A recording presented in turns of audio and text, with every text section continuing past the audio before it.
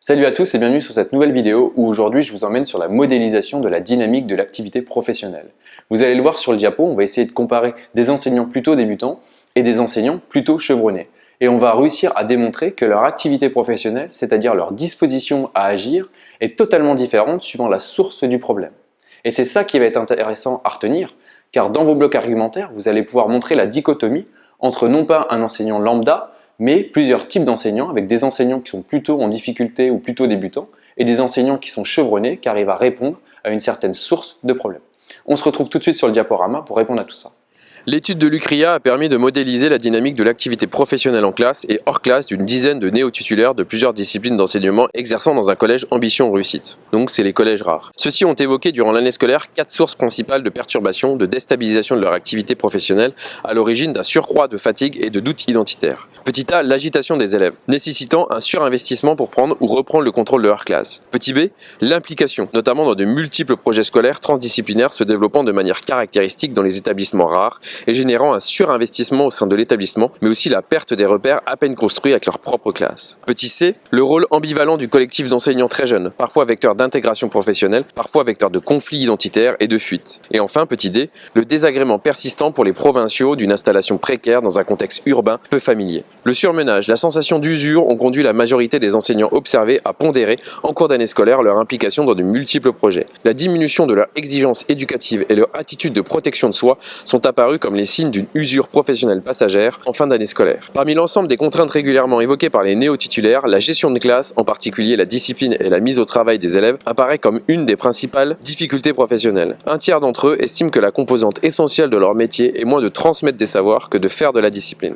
D'ailleurs, les novices et les plus chevronnés ne perçoivent pas les situations d'enseignement de la même façon. Les premiers tentent de s'adapter en permanence à des situations nouvelles imprévisibles en masquant leurs surprises et leurs émotions, tandis que les seconds agissent dans un environnement familier en repérant les indices typiques de situations déjà vécues et en mobilisant à tout instant des connaissances construites antérieurement. Quelles sont alors les dispositions à agir en début de cours chez les enseignants ? Presque la moitié des enseignants affirment après 5 années d'expérience éprouver encore des difficultés importantes pour mettre les élèves au travail en début de cours. Il s'agit pour eux d'un point noir récurrent tout au long de l'année scolaire. Le suivi d'une vingtaine d'enseignants débutants tout au long de l'année scolaire a permis d'identifier 3 dispositions à agir, typiques, hiérarchisées, selon des critères d'efficacité lors de l'entrée en classe des élèves et de leur mise au travail. Disposition à agir numéro 1. Une mise à l'écart des savoirs scolaires. L'activité typique numéro 1 de la première disposition à agir caractérise les enseignants en grande difficulté en début de cours avec leurs élèves. Lors de ces situations scolaires non contrôlées, ils ressentent des émotions intenses et s'estiment démunis de solutions efficaces pour amorcer la mise au travail de leurs élèves. L'activité typique numéro 2 traduit une première transformation notable dans la façon d'accueillir les élèves. Les enseignants, selon des échelles temporelles propres à chacun, jour, semaine, mois, ont construit avec les élèves leaders des pactes de non-agression réciproque.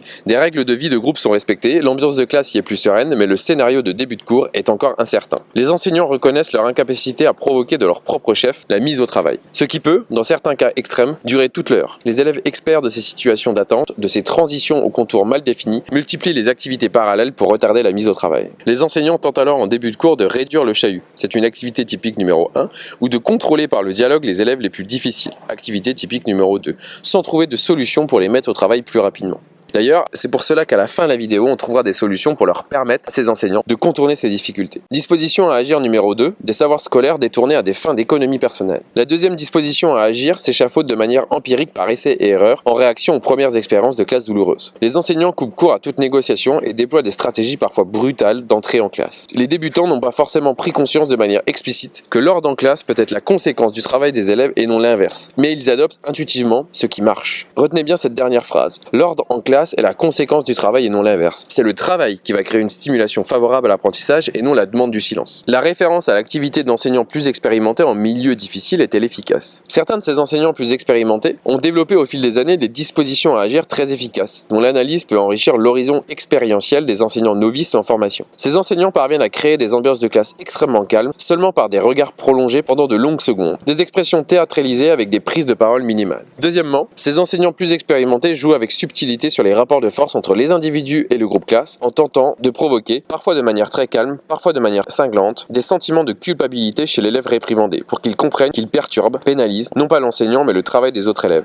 L'étude des activités novices puis de celles des plus expérimentées met en évidence plusieurs formes d'adaptation au contexte d'exercices professionnels difficiles. Nous allons voir que nous pouvons passer de quelque chose à quelque chose. Par exemple, des émotions paralysantes lors des premiers face-à-face à leur théâtralisation pour modifier l'ambiance de classe. Des négociations stériles aux interventions par réaction plus répressive. De l'usage d'exercices scolaires instrumentalisés à des fins de protection personnelle, à la quête d'une légitimité plus directement liée aux enjeux de savoir. Et enfin, de la focalisation sur quelques élèves à l'attention portée au collectif de travail. Il en ressort que les enjeux même de l'activité professionnelle des enseignants débutants dépassent ceux liés à la seule transmission des savoirs. Tout se passe comme si l'activité professionnelle se construisait selon des phases alternativement centrées sur l'économie de soi et sur la recherche d'une plus grande pertinence concernant les savoirs scolaires proposés aux élèves. Les enseignants ne parvenant pas à prendre le contrôle des élèves et à les mettre au travail vivent particulièrement mal ces situations d'exposition d'eux-mêmes pendant lesquelles leur légitimité et leur identité sont mises à l'épreuve, voire en danger. Cela renvoie à la disposition à agir numéro 1. L'activité écrite devient l'un des moyens les plus efficaces pour sauver la face en adoptant une position de repli, de protection personnelle, quitte à sacrifier un temps la pertinence de ce qui y est enseigné. Cela renvoie à une disposition à agir numéro 2. Bien évidemment, cela est assez difficile à mettre en œuvre en EPS,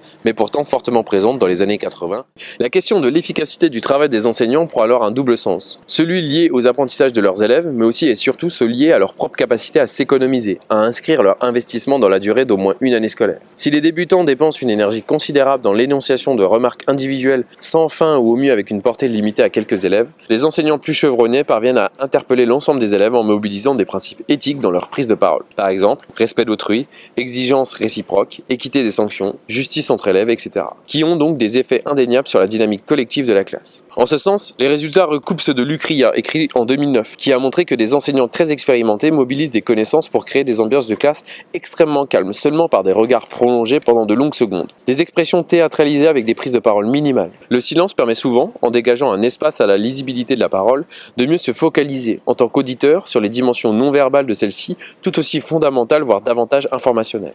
Finalement, comment pouvez-vous utiliser ces connaissances? Déjà d'un point de vue pratique en relation avec votre expérience professionnelle. L'UCRIA apporte un certain nombre de réponses pour que chacun de nous puisse dynamiser l'activité des élèves, développer des prises de parole silencieuses, enrichir nos enseignements pour permettre aux élèves de s'engager pour apprendre. Dans votre copie maintenant, vous pouvez mobiliser la dichotomie novice-expert pour montrer comment réagit le débutant, quelles sont ses dispositions à agir, ses causes et conséquences sur la santé, sur sa propre santé personnelle, sur le vécu émotionnel et l'engagement professionnel, pour par la suite basculer sur les solutions mises en œuvre par le professeur plus expérimenté. Cette connaissance s'inscrit fortement dans beaucoup de sujets qui viendraient traiter de l'activité de l'enseignant, l'enseignement, les stratégies d'intervention, etc. Mettre en œuvre que l'enseignant est un individu qui est avant tout un être humain, au sein donc d'une carrière professionnelle en formation, auto-formation, voire éco-formation, et qu'il peut être en difficulté, notamment lors de sa carrière, sera un véritable plus dans votre copie. Et rien de magique, le métier d'enseignant est sans cesse en rénovation, en renouvellement et dans une période d'adaptation. Montrez alors qu'il progresse tout au long de sa carrière. Comment coupler l'ensemble de ces connaissances avec d'autres études scientifiques? On fera bien évidemment d'autres vidéos sur l'activité de l'enseignant débutant en opposant ces manières de faire avec l'enseignant expert,